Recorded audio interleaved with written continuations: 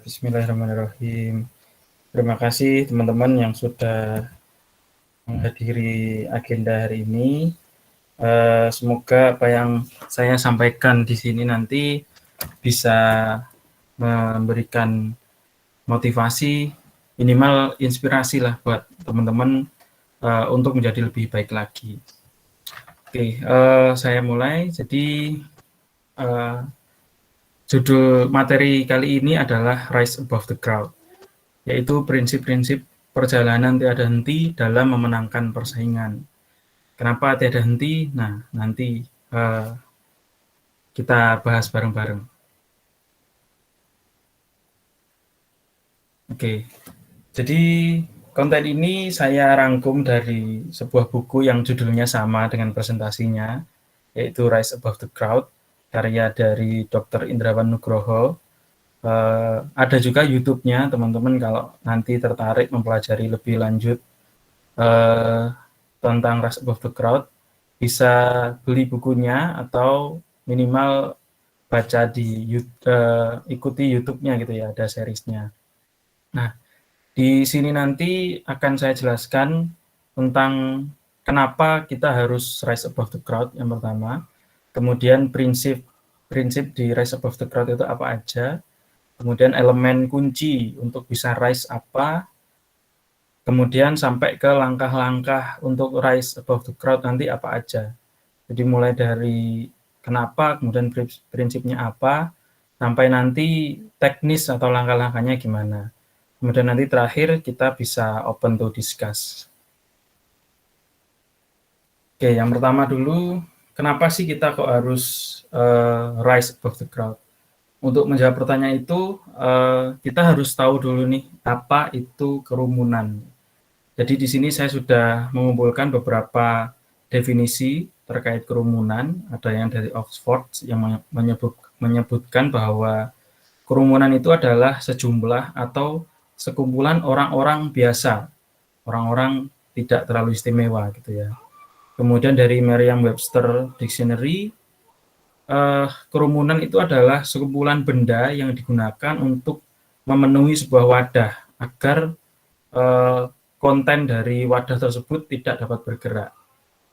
Terus di Dr. Indrawan Nugroho sendiri menyampaikan bahwa kerumunan adalah mayoritas orang yang sudah menghapus mimpinya, mengendurkan semangat juangnya, dan memilih untuk menjadi orang biasa saja. Jadi intinya kerumunan adalah ya orang yang biasa-biasa aja. Dari situ muncul pertanyaan, kemudian kenapa sih kita kok harus naik di atas kerumunan? Kenapa kok kita nggak nyaman aja di kerumunan?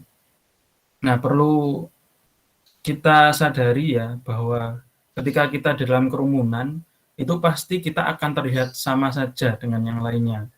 Jadi orang-orang kalau berkerumun itu kan nggak kelihatan ya sebenarnya orang ini bisa apa, orang ini mampu apa. Yang kelihatan adalah orang yang ada di atas panggung gitu. Kemudian dalam kerumunan kita kesulitan untuk bergerak untuk mendapatkan peluang karena di sana sudah terlalu banyak pemainnya, sudah terlalu sempit, jadi kita mau bergerak pun itu susah, sehingga kita mau menggapai sebuah peluang itu sangat sulit. Kemudian dalam kerumunan kita tidak bisa menunjukkan potensi terbaik kita, dan yang terakhir saat berada dalam kerumunan kita terlihat biasa saja dan tidak menarik untuk dibahas. Ya, kuncinya di sini kalau kita ada di kerumunan ya kita akan stagnan di sana dan kita akan terlihat seperti sama saja dengan yang lain, tidak ada sesuatu yang istimewa dari diri kita. Nah, di sini sebelum kita lanjut, rise above the crowd itu tidak hanya berlaku untuk perusahaan ya. Jadi kata-kata kita di sini bisa kita interpretasikan ke diri kita pribadi atau perusahaan, diri kita sebagai karyawan atau diri kita sebagai profesional. Jadi berlaku secara universal. Terus kemudian apa sih keuntungan kalau kita bisa naik di atas kerumunan? Yang pertama pasti mempermudah kita dalam menggapai peluang ya. Terus meringankan usaha kita. Kalau kita dikenal orang pasti apapun yang kita lakukan orang akan lebih percaya gitu ya kepada kita.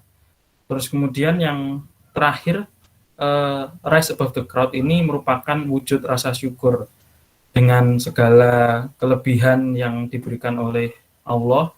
Kita bisa menghadirkan versi terbaik dari kita dengan menjadi orang yang spesial, dengan menjadi sesuatu yang lebih baik daripada orang-orang kebanyakan.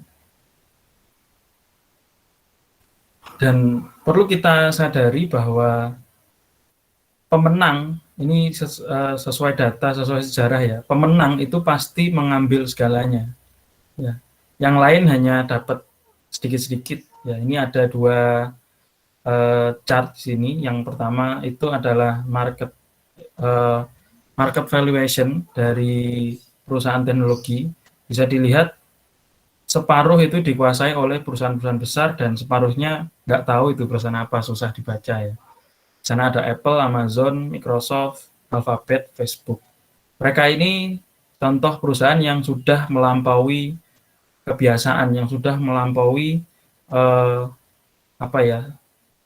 melampaui kerumunan gitu. Makanya mereka bisa mendapatkan share yang sangat banyak di situ. Kemudian selain perusahaan teknologi berlaku juga di perusahaan apparel gitu ya, atau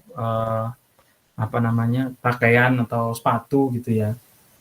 Bisa dilihat di sini yang tertinggi tetap Nike, kemudian ada Adidas, kemudian ada Asics.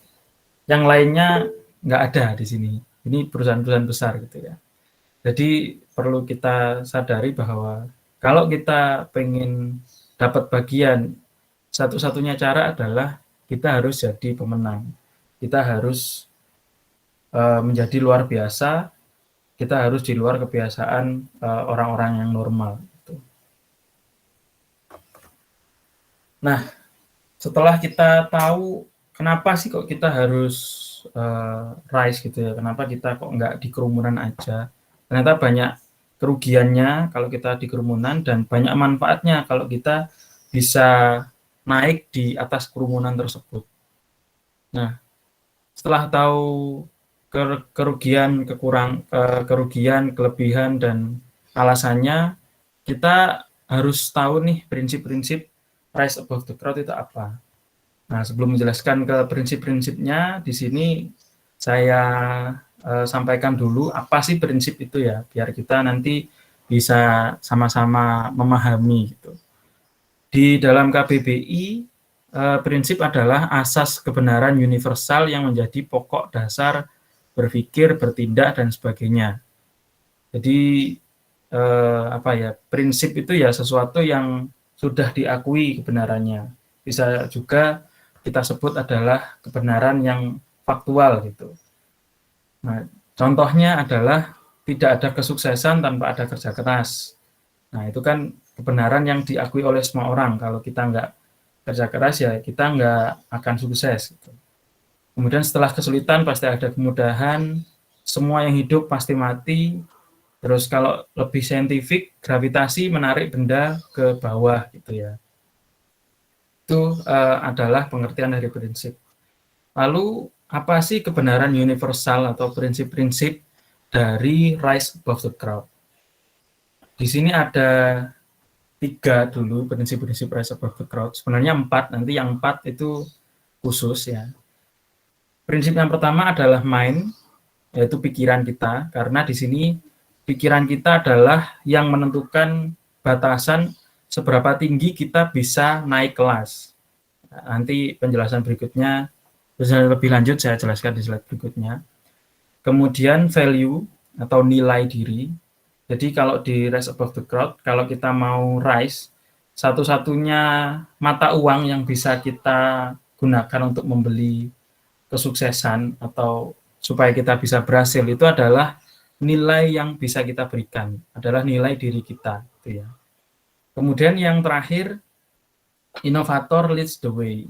Jadi di RISE ini yang akan memenangkan perlombaan, yang nilainya paling tinggi adalah mereka yang berinovasi, adalah mereka yang tergolong ke dalam kelompok inovator. Nah, yang pertama, kenapa kok MIND ini bisa jadi prinsip yang pertama? Nah, di sini saya hanya memberikan quotes dari Mahatma Gandhi ya. Teman-teman mestinya sudah tahu Mahatma Gandhi itu siapa. Beliau mempunyai quotes, your beliefs become your thoughts become your words become your action become your habits become your values become your destiny. Nah, beliau di sini mengungkapkan bahwa nasib kita itu ditentukan pertama kali oleh pikiran kita. Jadi kalau kita menganggap diri kita bisa jadi presiden, ya dengan usaha yang kita lakukan kita bisa jadi presiden. Tapi kalau dari awal kita menganggap diri kita nggak akan bisa naik kelas gitu ya, nggak akan bisa naik jabatan ya, maka secara otomatis pikiran kita, perkataan kita, tindakan kita, kebiasaan kita itu tidak akan membawa kita ke sana. Otomatis akan membatasi kita untuk stay di posisi kita sekarang. Seperti itu. Maka perlu kita sadari bahwa untuk bisa naik kelas, maka mindset kita harus kita ubah. Bahwa kita harus punya mindset, kita bisa melakukannya. Seperti itu. Kemudian prinsip kedua adalah value. Nah, tadi sudah sempat saya jelaskan bahwa nilai diri kita adalah yang bisa kita gunakan untuk membeli kesuksesan. Jadi kita tidak kita sukses itu bukan dari akibat apa-apa, tapi dari akibat seberapa besar nilai kita. Nah, lalu apa sih nilai itu? Yang pertama, nilai adalah ukuran yang diberikan seseorang atas manfaat yang kita berikan kepada mereka. Jadi semakin besar manfaat kita, maka nilai kita juga semakin besar pula. Lalu yang menentukan tinggi besarnya nilai kita itu siapa? Apa? Adalah pasar ya. Jadi kalau kita merasa nilai kita tinggi tapi pasar nggak menganggap kita bermanfaat, ya maka nilai kita akan kecil. Kalaupun secara hitung-hitungan nilai kita tinggi, tapi di pasar yang kita bersaing di sana nilai orang-orang lainnya lebih tinggi, maka nilai kita akan kelihatan rendah. Seperti itu. Maka dari itu kita harus selalu bisa meningkatkan nilai kita dan menjaga nilai kita. Nah, karena yang menentukan nilai kita adalah pasar, maka berlaku juga hukum supply and demand. Nah, teman-teman ngerti kan supply and demand? Contohnya kayak masker di awal-awal sebelum pandemi dan di awal pandemi, masker itu saya pernah beli 3 box isi 50 piece per box, itu harganya nggak sampai 50.000. Tapi beberapa bulan setelah itu langsung nilainya satu box itu 150.000. Kenapa seperti itu? Karena demand dari masker sangat tinggi pada waktu itu, sedangkan supply-nya rendah ya. Supply-nya tetap tapi demand-nya lebih tinggi. Terus setelah pandemi agak reda, demand-nya mereda atau bisa jadi demand-nya tetap, tapi supply-nya terlanjur tinggi karena banyak yang bikin masker ya. Masker sendiri, masker pabrik-pabrik juga mau bikin masker, sehingga nilai masker turun lagi. Nah, itu juga berlaku di Rise ini. Kalau kita pengen nilai kita tinggi, maka kita ada dua pilihan nih. Mau bersaing di pasar yang di sana demand-nya sudah tinggi atau supply-nya banyak gitu ya, supply-nya banyak tapi demand-nya sama, atau kita mau cari pasar lain yang mungkin demand-nya nggak seberapa atau demand-nya tinggi tapi supply-nya nggak seberapa, sehingga kita bisa mendapatkan nilai yang tinggi di sana. Nah, nanti ada hukum-hukum ini akan berlaku di Rise Above the Crowd. Terus kemudian prinsip ketiga, innovation. Nah, Di sini ada kata kunci yang menarik. Semua kompetitor kita juga sedang berusaha untuk rise above the crowd. Jadi kita nggak sendirian ya di sini. Kompetitor-kompetitor pesaing kita itu semuanya sedang berusaha untuk menjadi lebih baik, untuk menjadi spotlight, untuk mendapatkan spotlight. Nah, apa sih satu-satunya solusi untuk kita tetap bisa mendapatkan spotlight itu tadi? Solusinya adalah berinovasi. Nah, inovasi itu sendiri bukan hanya sesuatu yang baru ya, tapi sesuatu yang bisa memberikan nilai tambah pada sesuatu. Nah, sesuatu yang bisa memberikan tambah pada sesuatu yang sudah ada gitu maksudnya. Jadi kalau baru aja tapi pasar menilainya nggak penting ya, itu bukan inovasi.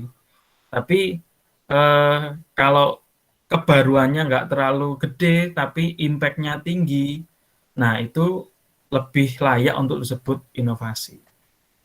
Steve Jobs sendiri memberikan quotes ya, innovation distinguish between a leader and a follower. Nah, jadi siapa yang bisa berinovasi, yang bisa berinovasi dengan tepat ya, maka dialah yang layak disebut sebagai leader gitu. Nah, di prinsip ketiga tadi sudah kita sebutkan bahwa bukan hanya diri kita sendiri yang berusaha untuk rise above the crowd, tapi semuanya juga berlomba. Maka dari itu perlu kita sadari juga, rise above the crowd itu adalah upaya yang tiada henti untuk terus memenangkan perlombaan. Jadi nggak ada ceritanya kita sudah mencapai target terus kita leyeh-leyeh, itu enggak. Tapi justru ketika kita sudah mencapai yang kita inginkan, kita harus siap-siap disalib oleh yang lainnya, atau lebih baik lagi kita menyiapkan target yang lebih tinggi. Nah, itu semua prinsip-prinsipnya akan kita bahas di Rise Above the Crowd ini. Nggak hanya prinsip sih, nanti saya jelaskan juga langkah-langkahnya gimana. Nah, sebelum kita ke langkah-langkah ya, ada 3 elemen kunci jika kita ingin bisa rise above the crowd. Jadi ada sesuatu yang perlu kita sadari atau perlu kita miliki atau perlu kita bawa dulu sebelum kita memulai perjalanan rise above the crowd. Sama kayak kalau kita mau lomba lari ya, minimal kita punya kaki yang fungsional gitu ya, yang bisa dipakai. Kalau kita nggak punya kaki yang bisa dipakai, ya kita nggak akan bisa lomba lari. Nah, itulah analogi dari elemen kunci itu apa. 3 elemen kunci yang perlu kita miliki adalah yang pertama, noble purpose atau tujuan yang agung. Kemudian yang berikutnya adalah clever strategi atau strategi yang cerdik, nggak hanya strategi yang baik ya, tapi yang cerdik juga. Kemudian yang terakhir adalah powerful action. Nah, ini saya jelaskan sedikit. Noble purpose itu adalah sebuah tujuan besar yang nanti akan bisa memotivasi kita apabila kita menghadapi tantangan atau kegagalan ya. Jadi karena kita punya tujuan yang mulia, kita punya tujuan yang besar, maka ketika kita menghadapi tantangan atau kegagalan, itu kita nggak langsung menyerah. Tapi kita punya energi untuk bangkit lagi, untuk bisa mengejar apa yang kita inginkan. Nah, selain punya tujuan yang besar, kita harus punya strategi nih untuk mencapai tujuan tersebut. Strategi itu adalah serangkaian rencana cerdas yang kita susun untuk meraih tujuan kita. Nah, yang ketiga, ini juga penting, jadi 3 ini sama-sama pentingnya, adalah powerful action. Powerful action itu aksi sepenuh tenaga yang kita berikan untuk menjalankan strategi yang kita pilih untuk meraih tujuan mulia kita. Jadi punya angan-angan sama punya strategi itu nggak cukup. Kita harus berusaha semaksimal mungkin untuk meraih tujuan tersebut. Nah, di sini ilustrasinya noble purpose itu digambarkan sebagai lingkaran yang menaungi clever strategi dan powerful action. Jadi kita harus punya tujuan besar dulu ya, tujuan besar yang benar-benar mengikat upaya kita supaya ketika kita gagal itu kita bisa bangkit lagi. Nah, kemudian antara clever strategi dan powerful action di sini bisa dilihat ada tanda panah yang saling mempengaruhi ya. Di sini maksudnya bahwa ketika clever strategi kita kurang baik ya, itu nanti akan berdampak juga ke powerful action kita yang tidak maksimal gitu. Begitu pula sebaliknya, ketika clever strategi kita sudah baik, tapi kita nggak punya powerful action, ya percuma saja, nggak akan bisa terwujud. Nah, panah di sini juga mengartikan bahwa ketika clever strategi kita terbukti kurang baik, dan powerful action kita sudah baik, tapi clever strategi kita kurang, sehingga hasilnya kurang memuaskan, maka kita sangat diperbolehkan untuk memperbaiki clever strategi kita. Kita sangat diperbolehkan untuk mengubah strategi kita, kemudian mencoba lagi dengan sepenuh tenaga. Kalau gagal, kita ubah lagi, kita coba lagi. Seperti itu. Nah, di slide berikutnya saya akan mencontohkan kejadian yang memakai 3 elemen kunci ini. Nah, ada 2 ya ini. Yang pertama, teman-teman sudah ngerti sejarah atau kisah dari Muhammad Al-Fatih dalam menaklukkan Konstantinopel ya. Jadi di dalam upaya beliau menaklukkan Konstantinopel itu beliau menerapkan 3 elemen kunci ini. Perlu teman-teman sadari bahwa pada waktu itu Konstantinopel adalah kerajaan atau kota ya yang sangat sulit untuk ditaklukkan. Secara geografis letaknya strategis dan dia dilengkapi oleh benteng yang sangat kuat dengan persenjataan yang sangat lengkap. Tidak ada pemimpin-pemimpin yang bisa menaklukkan Konstantinopel sampai akhirnya Muhammad Al-Fatih.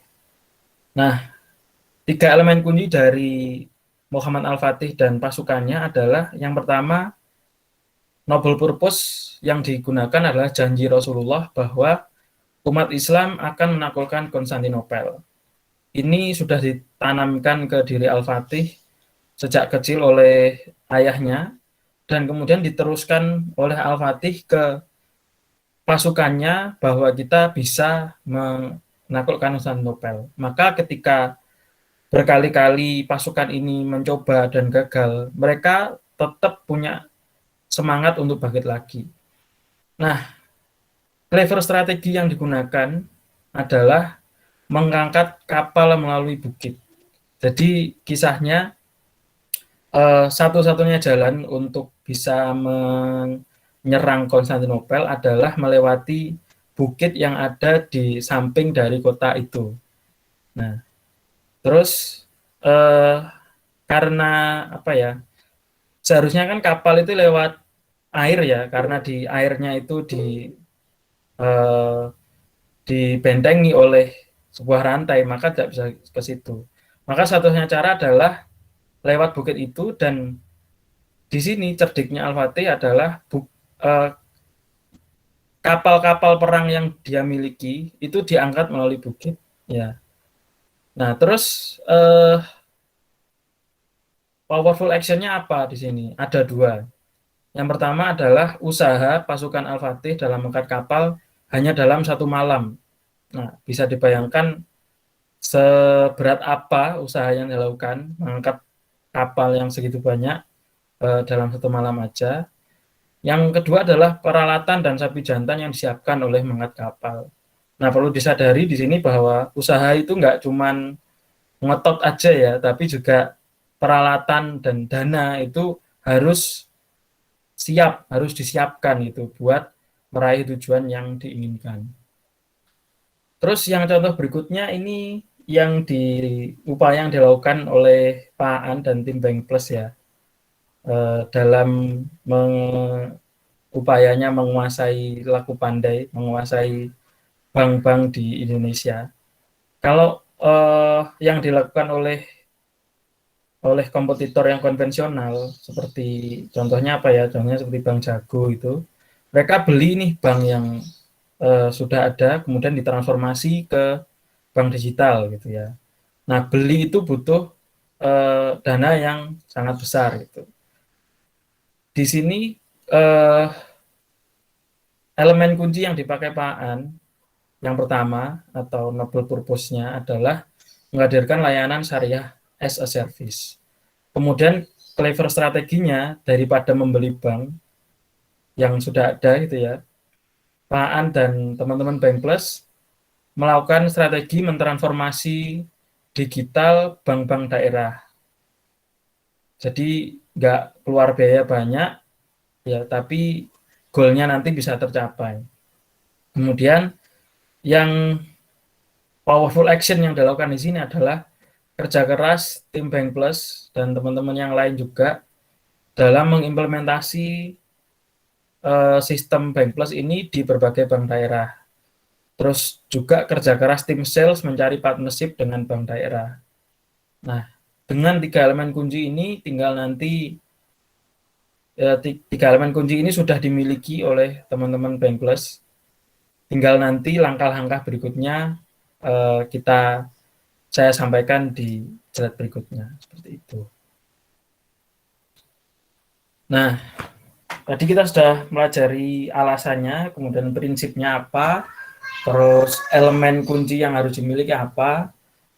Berikutnya saya akan menjelaskan langkah-langkahnya untuk kita bisa naik di atas kerumunan, untuk kita bisa lebih baik dari orang-orang biasa gitu ya. Nah, langkah-langkah itu sebenarnya juga diturunkan dari 3 elemen kunci tadi. Yang pertama, noble purpose. Nanti langkah pertama juga kita harus mendefinisikan tujuan mulia kita apa. Kemudian yang berikutnya dari clever strategi nanti menjadi 2 langkah, yaitu rewrite the rules dan create your masterpiece. Nanti di 2 langkah ini yang lumayan teknis ya.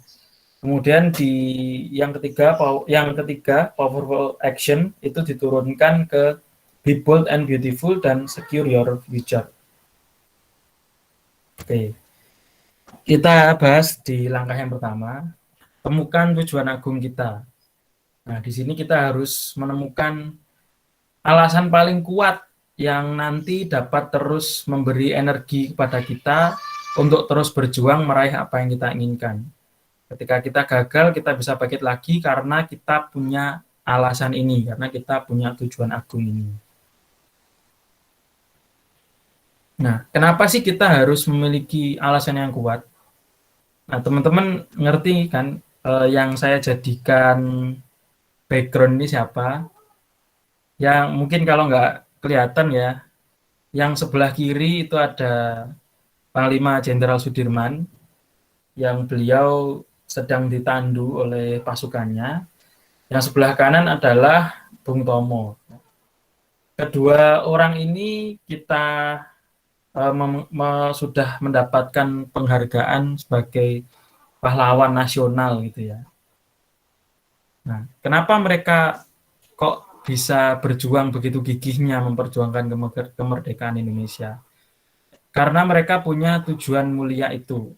Ya, Panglima Sudirman dalam keadaan sakit masih bisa memimpin perang gerilya, yang mana perang gerilya itu sebenarnya harus membutuhkan stamina yang sangat prima ya, karena kan harus lari, harus sembunyi, harus ke tempat-tempat terpencil gitu ya. Di situ beliau dalam keadaan sakit, tapi masih bisa menyelesaikan bahkan memenangkan perang sampai Indonesia merdeka. Begitu juga Bung Tomo, sudah tahu musuhnya ini persenjataannya lengkap gitu ya, dan lengkap dan dibantu juga oleh tentara Inggris pada waktu itu. Tapi beliau mampu berjuang mengobarkan semangat arek-arek Surabaya dan akhirnya bisa memenangkan peperangan juga. Nah, kenapa demikian? Karena mereka semua punya tujuan yang mulia, tujuan yang besar, yang lebih besar dari diri mereka sendiri, yaitu kemerdekaan Indonesia. Mereka memperjuangkan hak orang lain, mereka memperjuangkan hak seluruh bangsa, gitu ya. Nah, maka di sini saya mengutip dari Friedrich Nietzsche, ya. Orang yang memiliki sesuatu yang diperjuangkan dalam hidupnya akan mampu memikul beban apapun juga. Nah, ini. Jadi kita harus temukan motivasi, kita harus temukan tujuan mulia kita apa, supaya ketika ada badai menerpa, ada cobaan, itu kita masih mampu untuk bangkit kembali, untuk mencoba lagi. Terus apa karakteristik dari purpose? Apa yang membedakan purpose itu dengan tujuan biasa ya? Jadi jangan samakan purpose ini dengan tujuan biasa ya. Misalkan teman-teman pengen nikah gitu, misalkan teman-teman pengen mendapatkan sesuatu, pengen beli mobil gitu. Enggak, bukan seperti itu. Jadi purpose itu ciri-cirinya ada dua. Yang pertama, tetap sama dalam jangka waktu yang sangat lama. Jadi purpose itu tidak sering berubah, namun dia menginspirasi adanya perubahan. Kemudian yang berikutnya, purpose yang baik itu tidak mengejar kepentingan pribadi, tidak mengejar kepentingan pribadi, melainkan memberikan manfaat untuk orang banyak. Jadi kalau purpose kita masih berkutat seputar kebutuhan pribadi kita, maka itu bukan purpose. Ya, seperti itu. Contoh purpose yang baik itu pernah disampaikan oleh Steve Jobs dalam mendefinisikan tujuan dari Apple. Jadi purpose dari Apple adalah memberikan kontribusi kepada dunia dengan menciptakan alat untuk pikiran yang dapat memajukan umat manusia. Nah, ya bisa direnungi dulu ya. Jadi Apple itu purpose-nya bukan mendapatkan profit sebanyak mungkin ya, tapi memberikan kontribusi kepada dunia. Caranya gimana? Dengan menciptakan alat untuk pikiran yang dapat memajukan umat manusia.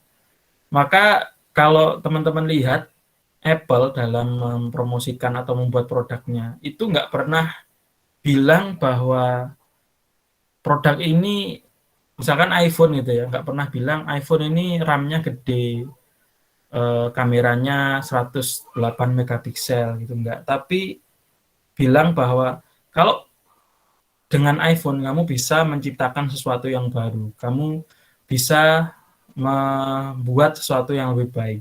Dengan MacBook kamu bisa membuat sesuatu yang baik.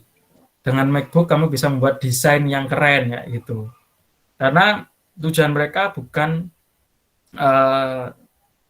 purpose mereka ya, bukan tujuan. Purpose mereka bukan hanya sekedar menjual, tapi menciptakan alat untuk pikiran ya.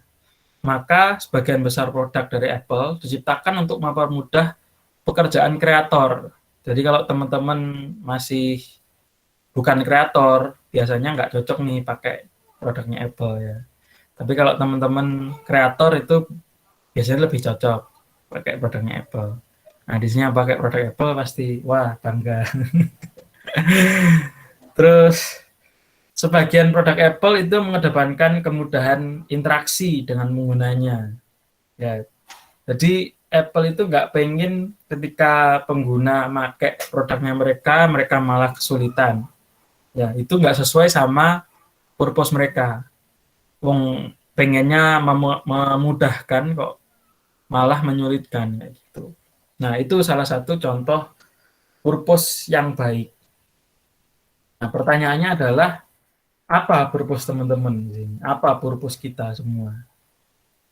Nah, coba direnungkan dulu supaya nanti ketika kita membahas langkah-langkah berikutnya, teman-teman sudah punya purpose yang baik, purpose yang benar-benar sebagai pegangan teman-teman. Kemudian langkah kedua, tulis ulang aturan main. Nah, jangan ikuti aturan main yang ada jika kita ingin memenangkan persaingan. Buat aturan main kita sendiri. Itu kata kunci dari tulis aturan mainnya. Apa sih sifat dari aturan main? Apa itu aturan main? Mari kita kenali di sini. Aturan main itu sering dianggap sebagai standar di sebuah pasar yang kita mencoba bermain di sana. Ya, padahal belum tentu standar atau aturan main yang sudah diterapkan itu merupakan sesuatu yang diinginkan oleh apa yang namanya, oleh konsumen, oleh pasar, oleh setiap orang, belum tentu. Nah, terus aturan main itu yang ciri-ciri kedua adalah sulit diikuti oleh pemain baru yang ada di market. Nah, pemain baru ini akan kesulitan untuk mengambil bagian di pasar karena mereka nggak punya cukup resource untuk mengikuti standar yang sudah ditetapkan ini. Terus aturan main ini seringkali menguntungkan pemain besar yang sudah menguasai market. Nah, bisa jadi aturan main ini memang dijadikan benteng ya oleh pemain-pemain besar supaya mereka nggak ada saingan nih, supaya mereka tetap bisa rise.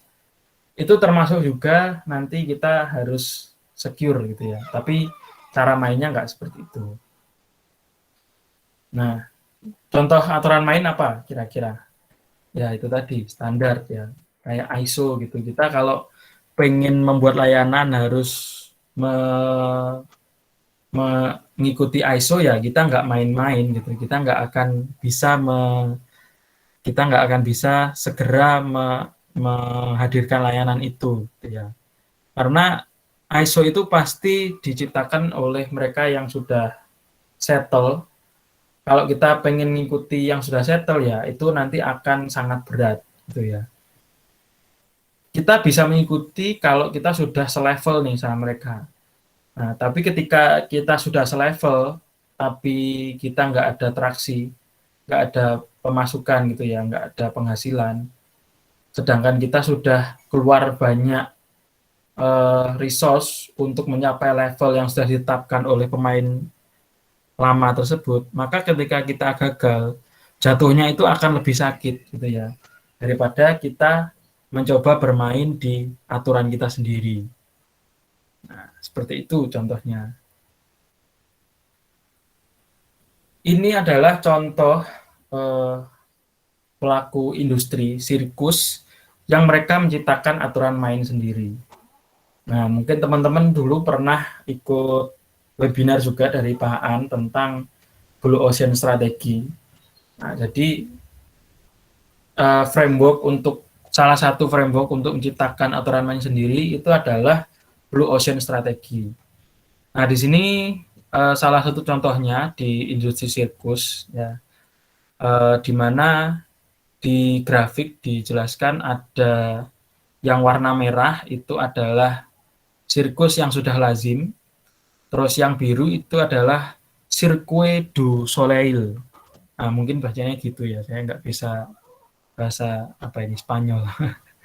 Nah, jadi Cirque du Soleil ini adalah apa ya namanya, kelompok sirkus yang baru berdiri, yang masih kecil. Tapi mereka dalam waktu singkat itu bisa mendapatkan apa ya, pemasukan yang sangat besar gitu. Caranya bagaimana? Mereka nggak mengikuti aturan main yang sudah lazim diterapkan oleh kelompok sirkus yang lain. Nah, bisa dilihat di sini kalau kelompok sirkus yang lain itu eh, harganya rendah gitu ya. Di tiketnya murah gitu. Kemudian star performanya tinggi yang merah ini. Kemudian pertunjukan binatangnya banyak. Terus apa ini? Aisle concession aku nggak ngerti apa itu. Itu tinggi. Kemudian arena pertunjukannya banyak. Terus humor dan senang-senangnya banyak, kemudian thrills and danger atau yang mendebarkan itu banyak, terus venue yang unik mereka sangat sedikit gitu ya, terus mereka nggak ada temanya, terus nggak memberikan artistik musik and dance tuh. Nah, di sini yang Cirque du Soleil mereka coba melihat peluang lain nih, coba melihat apa ya, coba menghadirkan sesuatu yang baru yang bisa menarik perhatian orang-orang banyak itu ya. Nah, mereka di sini price-nya ditinggikan ya. Terus pemain bintangnya malah sedikit, terus animal show-nya dikit, terus aisle concession-nya dikit, kemudian multiple show arenanya juga dikit. Jadi mereka nggak fokus ke arena, nggak fokus ke pertunjukan gitu ya. Nah, mereka di sini justru fokusnya di fun and humor, kemudian di thrills and danger ini hampir sama. Terus mereka berikan sentuhan yang berbeda, yaitu di tema, di unique venue, sama artistic music and dance. Ini yang baru ya. Ini yang ditingkatkan sama yang baru. Nah, dengan cara begitu mereka bisa mendapatkan traksi, bisa mendapatkan pelanggan yang lebih banyak daripada pesaing-pesaingnya. Seperti itu. Nah, jadi apa sih prinsip-prinsip ciptakan aturan main sendiri? Ini sebenarnya prinsip dari Blue Ocean ya, nanti teman-teman bisa baca sendiri di Blue Ocean Strategi.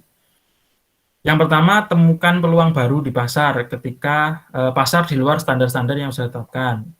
Jadi nggak mengikuti permainan ya, standar-standar yang sudah ditetapkan itu bisa jadi bukan yang dibutuhkan oleh orang-orang kebanyakan gitu. Terus fokus ke gambaran besarnya, fokus ke prinsip-prinsipnya. Jangan fokus pada ukuran-ukuran yang sudah ditentukan sebelumnya. Kemudian tarik orang-orang yang belum pernah menjadi konsumen pasar saat ini untuk menggunakan produk yang ditawarkan. Contohnya kayak yang di sirkus ini tadi, kalau penikmat sirkus yang existing, yang apa ya namanya, yang reguler itu adalah pasti keluarga dan anak-anaknya gitu ya. Maka mereka senang lihat hewan-hewan, lihat pertunjukan star performance-nya gitu. Nah, mereka di sini coba menggait segmentasi pasar lain, yaitu mereka yang penikmat musik dan juga penikmat dance, itu mereka tarik ke sini juga. Maka mereka di sini memberikan tambahan artistic music and dance. Nah, contohnya seperti itu. Coba tarik orang yang selama ini bukan menjadi penikmat sirkus, ikut juga membeli tiket sirkusmu. Contohnya kayak gitu. Terus yang keempat, lakukan langkah-langkah Blue Ocean strategi dengan benar. Jadi Blue Ocean itu ada step-stepnya dan setiap step itu harus dilalui dengan benar sebelum menuju ke step yang lain gitu. Terus atasi rintangan yang terjadi di organisasi kita, karena itu bisa menghambat kita dalam mengeksekusi strategi. Kemudian kita harus menjadikan eksekusi kita sebagai sebuah strategi, yang berarti strategi itu harus dieksekusi oleh semua bagian dalam organisasi. Bukan hanya pimpinan, bukan hanya manajemen, tapi eh, sampai ke level-level bawah gitu ya. Bahwa mereka ketika melakukan kegiatan itu, ini adalah upaya untuk menjalankan strategi seperti itu. Kemudian langkah yang ketiga, create your masterpiece. Nah, tadi setelah kita ketemu nih di langkah kedua, ketemu celah gitu, ceruk pasar yang belum digarap oleh kompetitor existing. Nah, kita jangan berhenti di situ.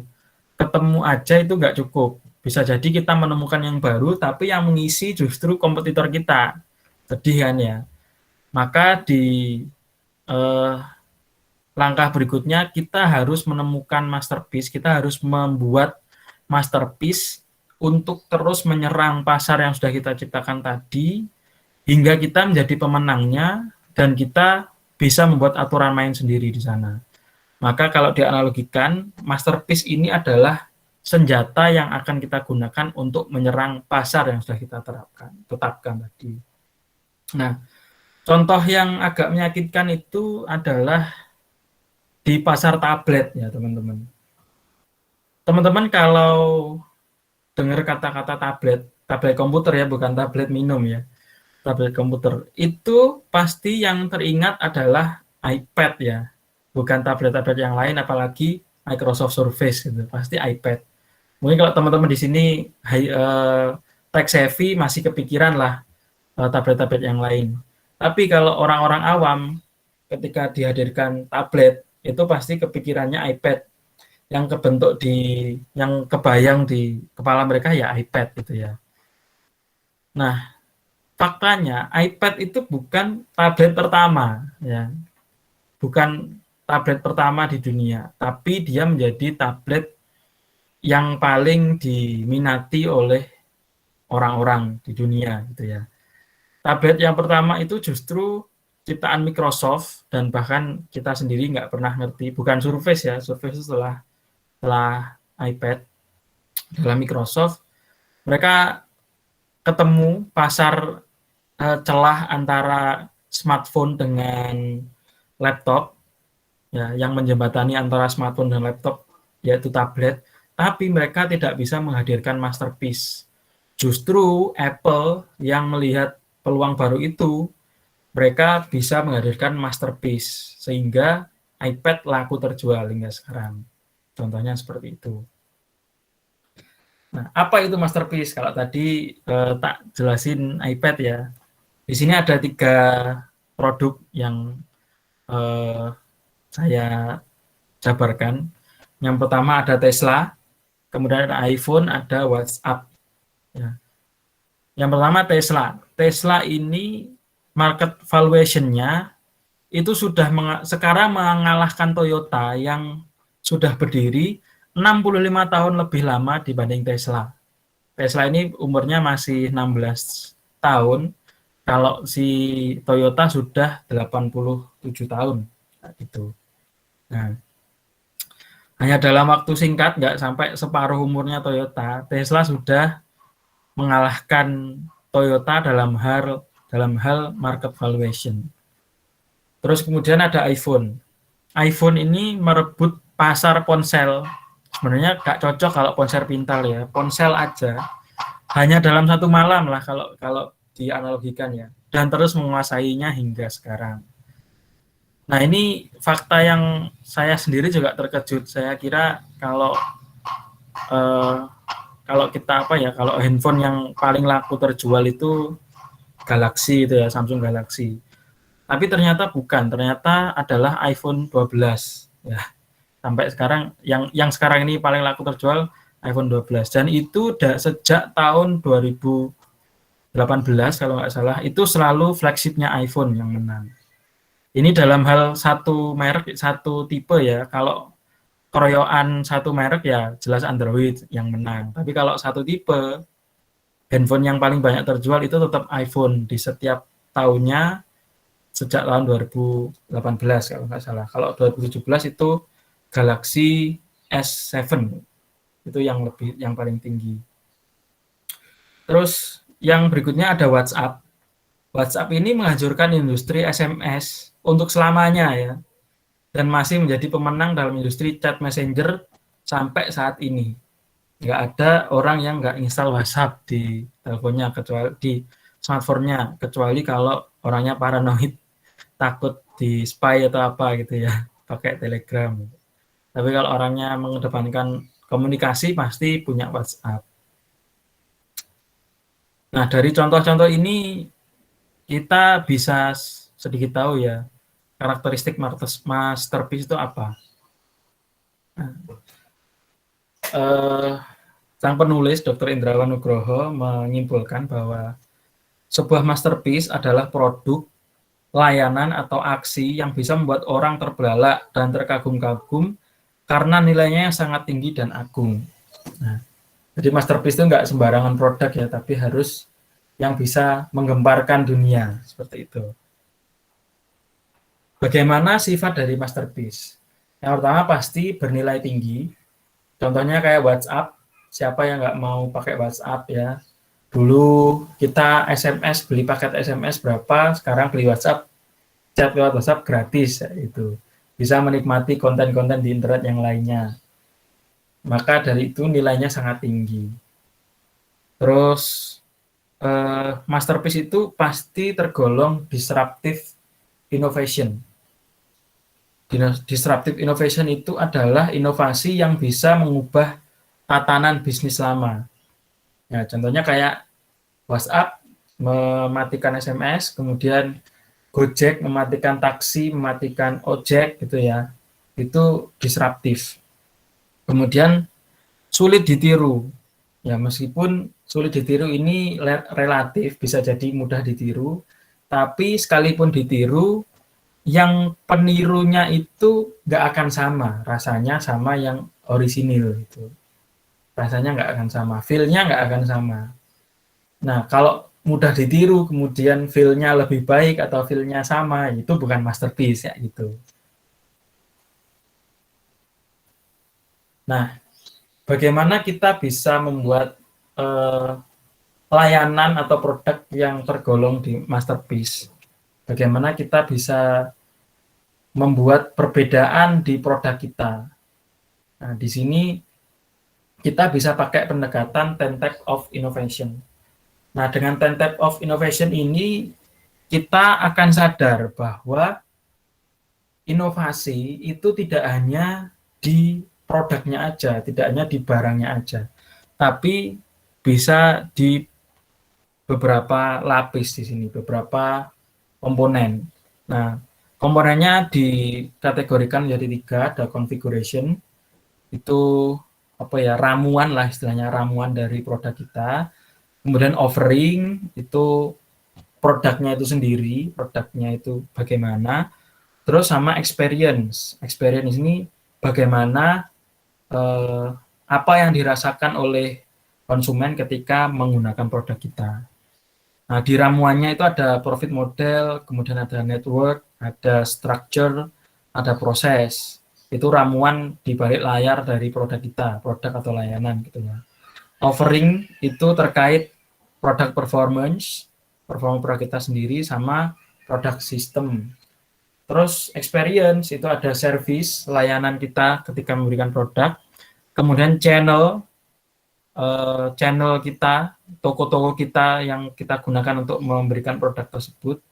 Kemudian brand dari produk kita dan customer engagement. Bagaimana kita berhubungan dengan customer. Nah, jadi nggak hanya di offering aja. Seringkali kita inovasi itu fokus ke offering, ke produknya, ke barangnya. Padahal ada 3 macam nih yang bisa kita, ada 3 kategori yang bisa kita inovasikan. Di masing-masing kategori dipilah-pilah lagi. Nah, terus ada fakta menarik juga bahwa perusahaan besar yang settle gitu ya, seperti Google, itu dia mengimplementasikan 8 dari 10 tipe. Dari 10 tipe inovasi. Jadi mereka memberikan inovasi, memberikan sesuatu yang baru dan bermanfaat di 8 tipe ini, di 8 kotak ini. Nah, kemudian perusahaan yang lainnya itu hanya 5, kemudian yang tidak terlalu baik itu 1, 2, atau tidak ada inovasi sama sekali. Mereka hanya templating, hanya mengikuti apa yang sudah ada. Nah, ini permasalahannya. Kalau kita hanya mengikuti yang sudah ada, ya berarti kita sudah ada di kerumunan. Kita akan tinggal menunggu waktu untuk tenggelam. Gitu. Terus bagaimana sih kita menjual masterpiece? Karena masterpiece tadi kan sesuatu yang baru ya, yang orang-orang ini wah gitu, oh, barang apa itu, panganan opo gitu. Kalau dulu kita ada Gojek, mungkin kita kalau tech savvy ya terima lah karena kita ngerti teknologi ya. Tapi kalau mereka yang sudah sering pakai taksi, yang sering pakai ojek, tahu Gojek itu apa ini, opo gitu ya. Nah, maka ada tekniknya. Bagaimana kita bisa menjual masterpiece itu, bagaimana kita menjual sesuatu yang baru. Nah, tekniknya adalah di sini sudah dibagi ke beberapa segmen ya. Konsumen itu sudah dibagi menjadi beberapa segmen. Segmen yang paling kiri itu adalah innovators. Komposisinya hanya 2,5% dari keseluruhan konsumen. Kemudian ada early adopters, yaitu 13,5% dari keseluruhan konsumen. Kemudian early majority, late majority, ini hampir sama, dan laggards. Innovators itu mereka yang sangat suka mencoba hal-hal yang baru. Jadi ketika ada Gojek, mereka nggak sabar untuk nyoba. Early adopters itu mereka yang mencoba setelah tahu manfaat dari hal yang baru itu. Jadi mereka nggak seperti inovator yang suka coba-coba, yang bereksperimen. Mereka harus tahu dulu nih manfaatnya apa buat aku, baru mereka mencoba. Early majority itu adalah mereka orang yang terpengaruh dengan apa yang disampaikan oleh early adopter. Mereka ini yang agak lama adopsinya, tapi mereka gampang dipengaruhi oleh early adopters. Kemudian late majority ini mereka orang yang agak telat adopsinya ya,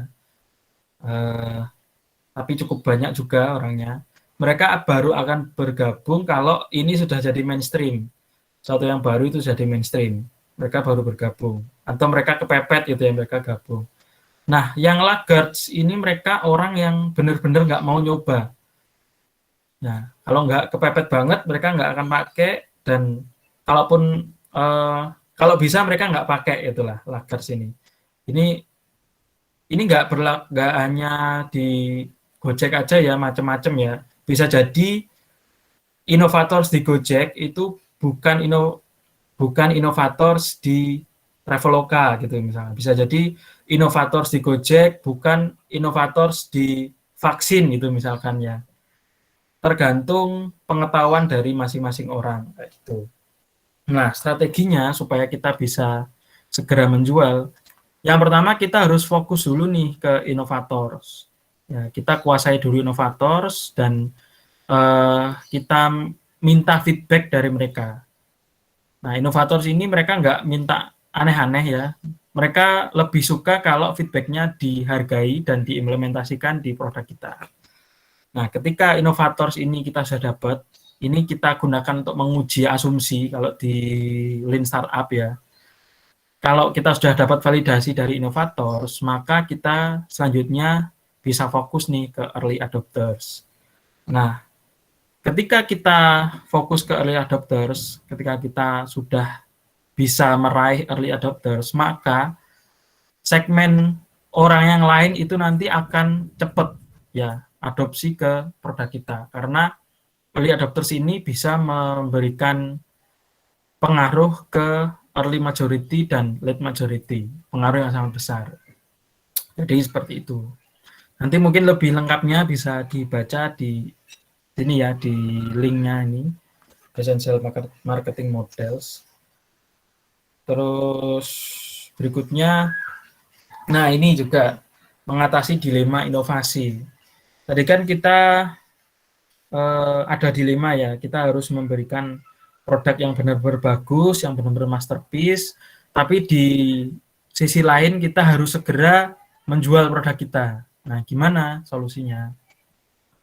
Solusinya adalah Lean Startup. Nah, jadi saya nggak akan menjelaskan panjang-panjang. Jadi kalau Lean Startup ini intinya adalah learn fast, build fast, dan fix atau apa ya namanya ya, measure faster gitu. Jadi selalu increment, kita nggak menunggu produknya benar-benar baik dulu, tapi sambil kita membuat, sambil kita uji ke pasar gitu. Nanti sambil kita perbaiki cara increment. Nanti untuk lebih lanjutnya bisa dibaca lagi di leanstartup.com ya. Terus kita sudah kedua tadi lumayan teknis. Sekarang langkah ketiga. Ini langkah ketiga apa keempat ya? Kayaknya udah ketiga. Oh ya, typo. Ini langkah keempat ya, be bold and beautiful. Hadirkan masterpiece kita ke pasar secara berani dan indah. Kuncinya dua ya, berani dan indah. Nah, teman-teman ngerti ini apa ya? Promo ya. Promo. terus promo Gojek, diskon 99%, kemudian promo Shopee, gratis ongkir, terus Tokopedia, mereka kerjasama sama BTS ya, dijadikan brand ambassador, dan terus Tesla dalam mempromosikan SpaceX sekaligus bukan Tesla sih berarti ya, Elon Musk dalam mempromosikan SpaceX sekaligus Tesla Roadster, dia mengirimkan satu mobil Roadster ke luar angkasa. Kemudian yang sebelah kanan bawah ini Tim Cook ketika mempresentasikan iPhone selalu dengan cara yang megah gitu ya, panggung yang mewah. Ini adalah contoh implementasi berani dan indah. Berani di sini seperti Tokopedia, dia berani bayar BTS gitu buat promosikan Tokopedia. Terus Gojek berani ngasih diskon gede-gedean, Shopee juga gitu. Terus indah. Siapa yang kepikiran promosi sampai harus keluar angkasa gitu. Sangat indah bukan ya. Terus di Apple juga gitu. Memperkenalkan produk dengan panggung yang mewah, panggung yang megah gitu, dan setting yang sangat memanjakan mata gitu ya. Itu adalah definisi, adalah contoh dari berani dan indah. Jadi maksud dari berani dan indah adalah berani itu jangan tanggung-tanggung dalam menghadirkan produk yang kita tawarkan kepada pasar. Kerahkan segala daya dan upaya kita. Nggak boleh tanggung-tanggung ya. Kalau tanggung-tanggung ya itu menunjukkan kita nggak yakin sama keberhasilan produk kita. Tapi kalau kita yakin ya kita harus totalitas. Kemudian indah di sini maksudnya adalah kita harus memberikan pengalaman yang tidak terlupakan bagi pelanggan kita ketika mengenalkan produk kita, mengenalkan atau mencoba produk kita. Kayak Tesla ini, siapa yang bakal melupakan Elon Musk pernah ngirim ini ya mobil ke luar angkasa? Enggak, ini akan masuk sejarah pasti, nggak akan pernah terlupakan gitu. Nah, di situ adalah salah satu contoh dari keindahan. Kemudian bagaimana supaya kita bisa berani sekaligus indah? Ini adalah kunci-kunci yang bisa kita pegang, prinsip-prinsip yang bisa kita pegang. Yang pertama, kita harus menciptakan ledakan ya, buat pasar tercengang saat kita mengenalkan produk kita. Jangan setengah-setengah, harus wah gitu ya, harus ada produk ini loh ternyata. Ya, yang sangat sangat nggak mungkin bisa ditolak untuk tidak dilirik gitu. Terus yang kedua adalah konsisten mengedukasi pasar. Terus menerus kenalkan produk kita dalam kesempatan apapun pada orang yang tepat ya. Edukasi terus, nggak cuman nggak cuman saat pengenalan, tapi terus kita edukasi supaya produk kita itu nancep di target kita, dan juga targetnya harus tepat, nggak sembarangan gitu ya, targetnya harus tepat. Terus konsisten mempertahankan posisi produk di pasar.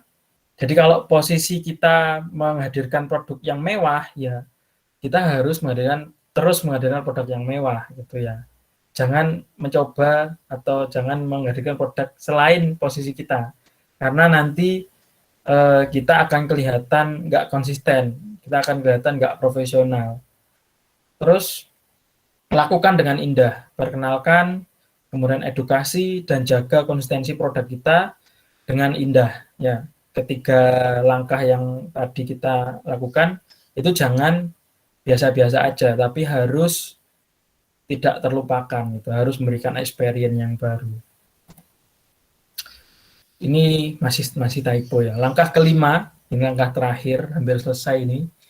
Secure your future. Jadi setelah kita tadi berupaya naik ya, jangan sampai setelah kita naik kita tenggelam lagi atau kita kesalip oleh orang-orang yang lain yang masih di bawah gitu. Kita harus stay di atas, kita harus tetap stay di atas.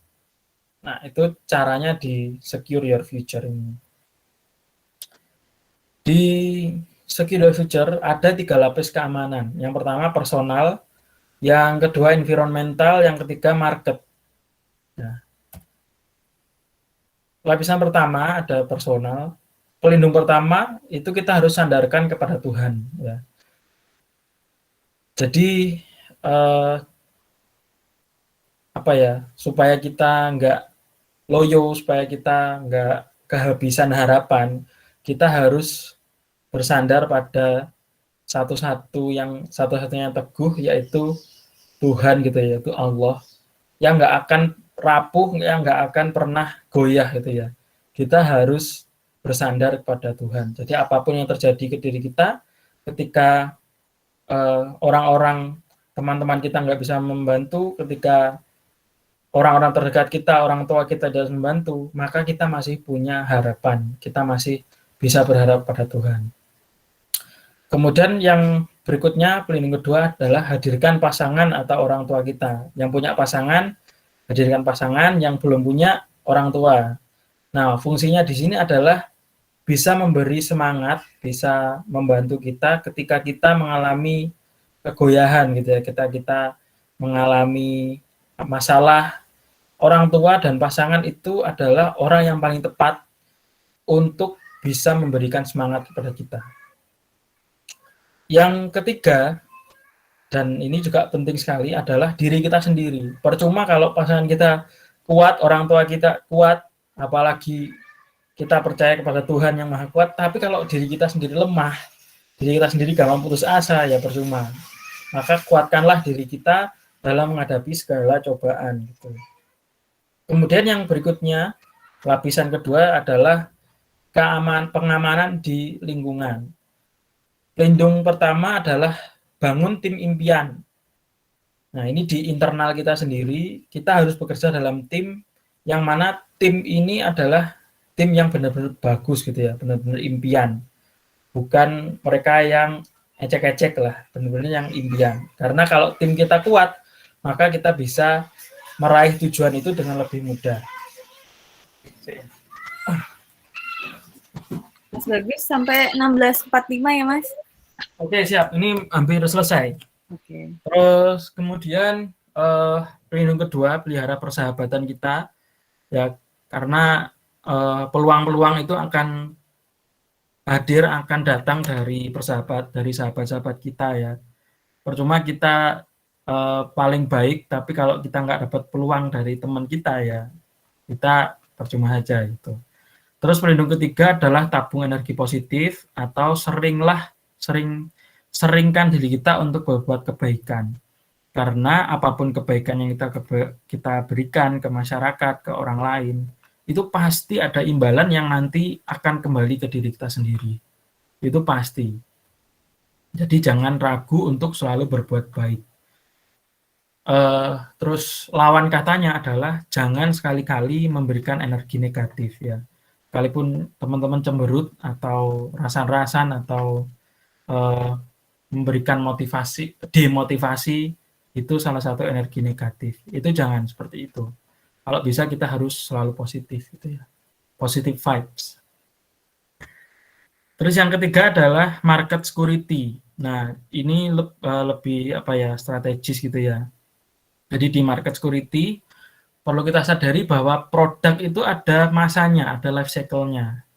Ada kalanya dia naik, pasti nanti di suatu saat dia turun. Nah, market security di sini adalah cara-cara yang kita lakukan supaya kita sebagai pribadi ya, bukan sebagai produk gitu ya, itu selalu bisa menjadi teratas ketika meskipun produk kita atau yang kita tawarkan atau kemampuan kita itu masanya sudah habis. Nah, caranya adalah kita harus membagi fokus kita setiap hari. Yang pertama, untuk menjalankan bisnis kita yang sekarang. Kemudian yang kedua, untuk berinovasi, untuk inovasi yang akan datang gitu ya. Terus kemudian yang berikutnya, investasikan dana kita atau waktu kita untuk masa depan yang akan datang, yang belum kelihatan sekarang kayak gitu. Jadi ini juga berlaku untuk produk ataupun untuk kemampuan kita sebagai profesional gitu ya. Oke, sudah, mungkin dari saya cukup sampai di sini. Terus untuk sumber-sumbernya ada buku Rise Above the Crowd, kemudian di beberapa web artikel, ini nanti bisa teman-teman akses sendiri. Oke, cukup, mungkin ada yang mau kita diskusikan selanjutnya, saya persilahkan. Oke, terima kasih Mas Bagus. Webinarnya sama seperti Mas Bagus ya, namanya bagus. Alhamdulillah kita dapat cukup banyak insight untuk Rise Above the Crowd ini, di mana ada tadi ya beberapa elemen kunci dari Rise, ada Nobel Purpose, di mana tujuan itu harus bermakna bukan hanya diri sendiri tapi untuk masyarakat. Kemudian ada juga tadi tentang clever strategi, di mana clever strategi dari tadi dibagi lagi gitu ya. Kemudian sampai ke powerful action yang dimana bold and beautiful kayak gitu. Oke teman-teman, dari materi yang disampaikan sama Mas Bagus tadi, gimana nih? Apa ada yang pengen didiskusiin dari teman-teman atau ada yang pengen ditanyain? Mungkin terkait masterpiece lah, apa tadi kayak gitu dan semacamnya. Gimana? Ada yang pengen nanya? Silakan.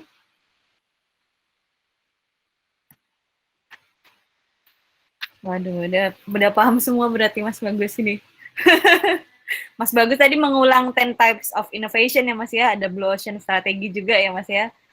Ya. Iya, mengulang, remembering kita lagi untuk salah satu atau salah dua strategi untuk menciptakan innovation di Fastcom sendiri.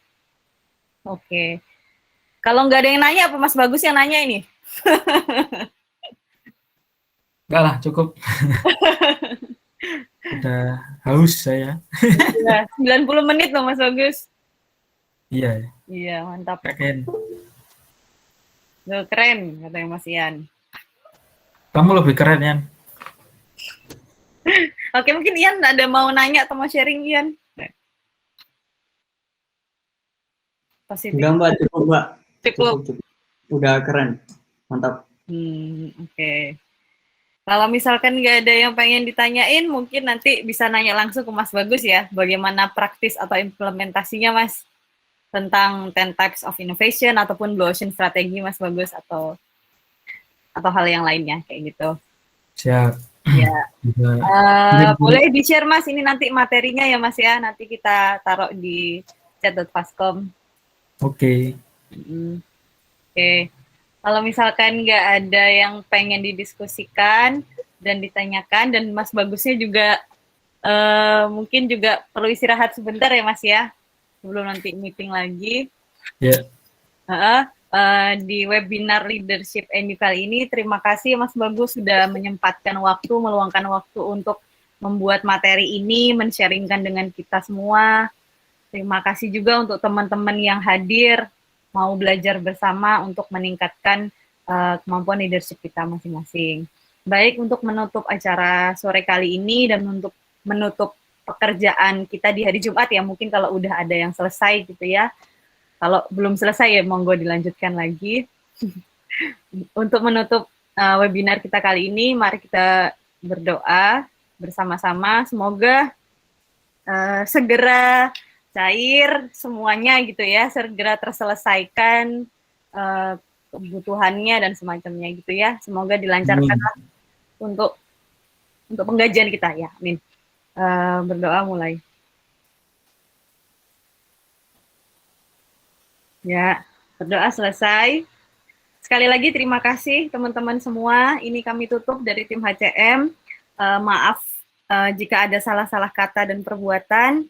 Billahi taufiq wal hidayah. Assalamualaikum warahmatullahi wabarakatuh. Selamat sore teman-teman, selamat beristirahat. Waalaikumsalam.